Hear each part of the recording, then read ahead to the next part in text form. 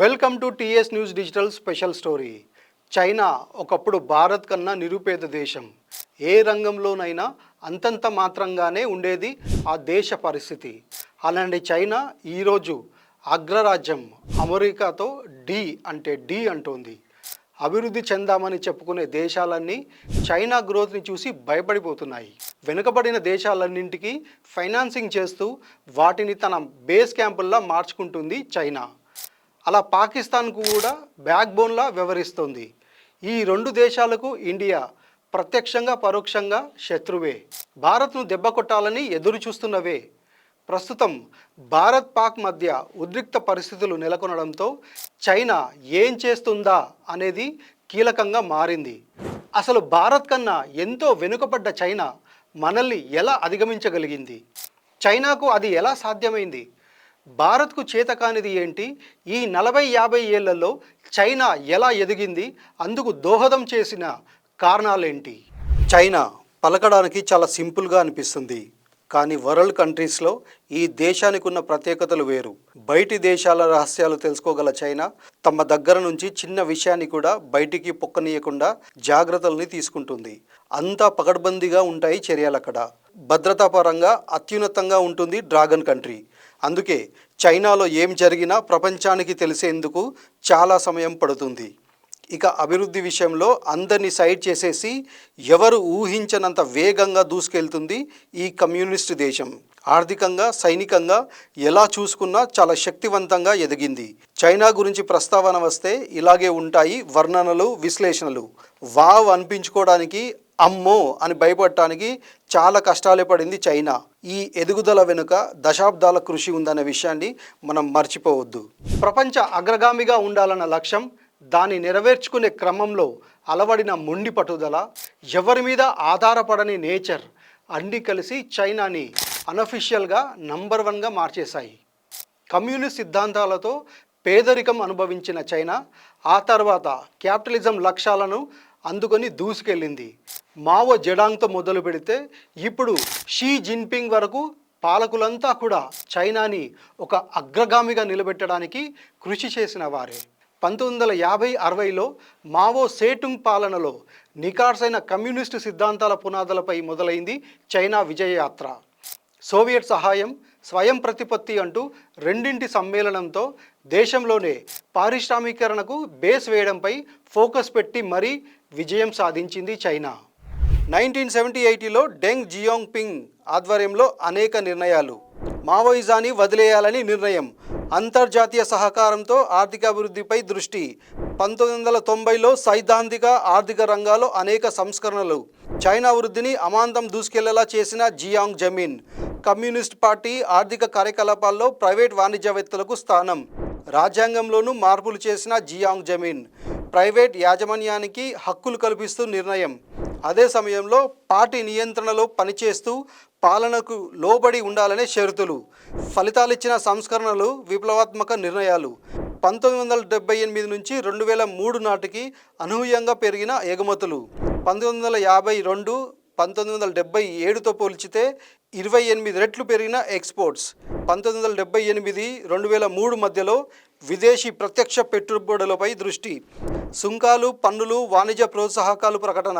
ఎగుమతులు చేయడం, అత్యున్నత టెక్నాలజీని దిగుమతి చేసుకోవడమే వీటి లక్ష్యం. ఇలా తీసుకున్న అనేక నిర్ణయాలు చైనా డెవలప్మెంట్ను సూపర్ ఫాస్ట్ ట్రైన్ ఎక్కించేశాయి. 1952లో జీడిపిలో పారిశ్రామిక రంగ వాటా 8% మాత్రమే ఉండగా 2003 నాటికి అది 52% పెరిగింది. వరల్డ్ జీడిపిలో చైనా వాటా 1952లో 4.6% ఉండగా 2003 నాటికి 15% పెరిగింది. ఇక పారిశ్రామిక ఉత్పత్తిలో ఎఫ్డిఐల వాటా 2003 నాటికి ఏకంగా 35.9% దూసుకెళ్ళింది. ప్రైవేట్ వ్యక్తులని ప్రోత్సహించడం, ఆర్థిక సంస్కరణలు చైనాని వెస్ట్ కంట్రీస్కు పోటీగా మార్చాయి. 2010 నుంచి చైనా దూకుడు మరింత పెరిగింది. అప్పటిదాకా డూప్లికేట్ వస్తువులకు కేర్ ఆఫ్గా ఉన్న మేడ్ ఇన్ చైనా బ్రాండ్ వినూత్న ఆవిష్కరణలకు మారు పేరుగా నిలిచింది. ఇవన్నీ కలిసి వ్యవసాయ ఆధారిత ఆర్థిక వ్యవస్థగా ఉన్న చైనాను గ్లోబల్ మ్యానుఫ్యాక్చర్ సూపర్ పవర్గా ఎదిగేలా చేశాయి. కార్పొరేట్స్కు ఫ్రీ హ్యాండ్ ఇవ్వడంతో మారిపోయిన చైనా రూపురేఖలు. ప్రైవేట్ రంగాన్ని ప్రోత్సహిస్తూనే ప్రభుత్వ రంగం బలోపేతానికి చర్యలు. 2003-2013 మధ్యలో చైనా వార్షిక వృద్ధి రేటు 10.3%, 2007లో 14.2%తో ప్రపంచంలోనే అత్యున్నత వృద్ధి రేటు సాధించిన దేశంగా రికార్డు. ఆర్థిక మాంద్యంలోనూ 7.99% సగటు వృద్ధి రేటుతో సత్తా చాటిన చైనా 2019 నాటికి వస్తు తయారీ రంగంలో చైనా వాటా $3,896 బిలియన్. 2010లోనే ప్రపంచంలోనే రెండో అతిపెద్ద ఆర్థిక వ్యవస్థగా ఆవిర్భవించిన చైనాను ఆర్థిక దిగ్గజంగా మార్చేసిన ఎకనామికల్ రీఫార్మ్స్, వ్యవసాయ ఆర్థిక వ్యవస్థ నుంచి గ్లోబల్ మ్యానుఫ్యాక్చర్ సూపర్ పవర్గా ఎదిగిన చైనా, పవర్ఫుల్గా మారిన మేడ్ ఇన్ చైనా బ్రాండ్. 2020 నాటికి $18.7 ట్రిలియన్ ఉన్న చైనా జీడిపి. స్వాతంత్రోద్యమ పోరాటాలతో భారత్, రాచరికపు పాలన, యుద్ధాలతో చైనా, రెండు దేశాలు ఉద్యమాలు, పోరాటాలతో ప్రయాణాన్ని ప్రారంభించినవే. కానీ కాలం గడిచే కొద్దీ చైనా బలంగా ఎదిగితే గట్టి పోటీ ఇవ్వడానికి భారత్కు దశాబ్దాల సమయం పట్టింది. ఎందుకు ఈ తేడా? మారుతున్న పరిస్థితుల్ని అనుకూలంగా మార్చుకొని ముందుకెళ్లడంలో చైనాకు కలిసొచ్చినవి, భారత్ను వెనక్కి లాగిన అంశాలేంటి?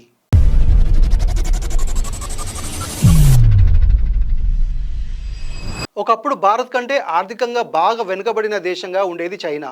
గత 40-50 ఏళ్లలో అక్కడ దాదాపు 80 కోట్ల మంది ప్రజలు పేదరికం నుంచి బయటపడ్డారు. భారత్ లాంటి ఎన్నో దేశాలను వెనుకనెట్టి ఆసియాలోని అగ్రగామిగా, ప్రపంచంలోనే రెండో స్థానంలో దూసుకెళ్తుంది చైనా.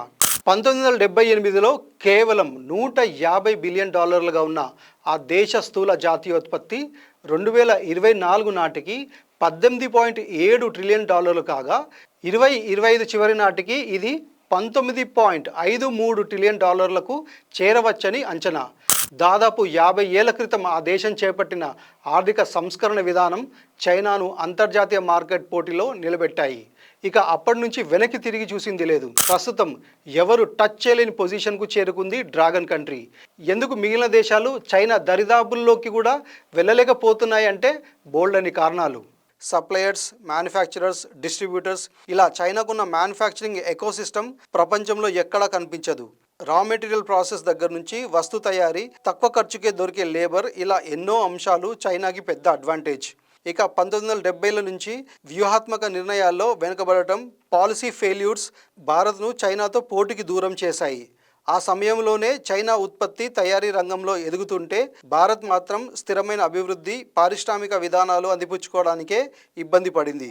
ప్రభుత్వ, ప్రైవేట్ అంటూ మిశ్రమ ఆర్థిక విధానాలు భారత్ను వెనుకబడేలా చేస్తే, చైనా కేంద్రీకృత విధానాలు ఆ దేశాన్ని దూసుకెళ్లేలా చేశాయి. రాజకీయ అనిశ్చితి, పాలసీల రూపకల్పనలో క్లారిటీ లేకపోవడం, ప్రధానమైన ఇన్ఫ్రాస్ట్రక్చర్ ప్రాజెక్టుల అమలు చేతకాకపోవడం కూడా భారత్ను దెబ్బతీసింది.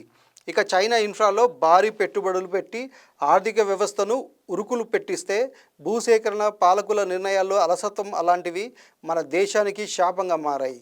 80ల నాటికే చైనా అద్భుతమైన ట్రాన్స్పోర్టేషన్ నెట్వర్క్లను కలిగి ఉంటే, డొంక రోడ్లతో పడుతూ లేస్తూ పరిశ్రమలు పెట్టే వాళ్ళు లేక బేలగా ఉంది భారత్. ఇక పారిశ్రామిక విధానాలు, విద్యా విధానాలు, technical training, skill development, foreign exchange management, labour market, business regulations, గ్రామీణ పట్టణాల వృద్ధిలో అంతరాలు, ఎఫ్డిఐలు ఆకర్షించడంలో తేడాలు, ఎగుమతులు దిగుమతులో అంతరాలు, ప్రభుత్వాల విధానాలు, రాజకీయాలు, అవినీతి, ఇలా అనేక విషయాల్లో తేడాలు భారత్ను ఇంకా అభివృద్ధి చెందుతున్న దేశంగానే ఉంచితే, చైనా మాత్రం డెవలప్డ్ కంట్రీగా ఎదిగేలా చేశాయి. కొన్ని సంవత్సరాల పాటు కనీసం 10% వృద్ధి రేటుతో అభివృద్ధి సాధిస్తే తప్ప మనం చైనాని అందుకోలేం. కానీ మనం ఎక్కడున్నాం, ఏం చేస్తున్నాం? ప్రస్తుతం దేశంలో నెలకొన్న పరిస్థితులు అందుకు సపోర్ట్ చేసేలా ఉన్నాయా అంటే ఆలోచించాల్సిందే. దరిద్రంతో ఫ్రెండ్షిప్ చేసే పాకిస్తాన్ తమ టెర్రరిస్టులను మన దేశంలోకి పంపించి ఊచకోతలకి పాల్పడేంత బరి తెగిస్తున్నా ప్రధాని మోడీ మాత్రం చర్యలు తీసుకోకుండా ఎలక్షన్ క్యాంపెయిన్స్ చేసుకుంటూ ర్యాలీలో పాకిస్తాన్కి వార్నింగ్స్ ఇవ్వడం సగటు భారతీయులకి నచ్చడం లేదు. పహల్గామ్ దుర్ఘటన జరిగి దాదాపు వారం రోజులు అవుతుంది. కానీ తీవ్రవాదులు బయట దర్జాగా తిరుగుతున్నారు.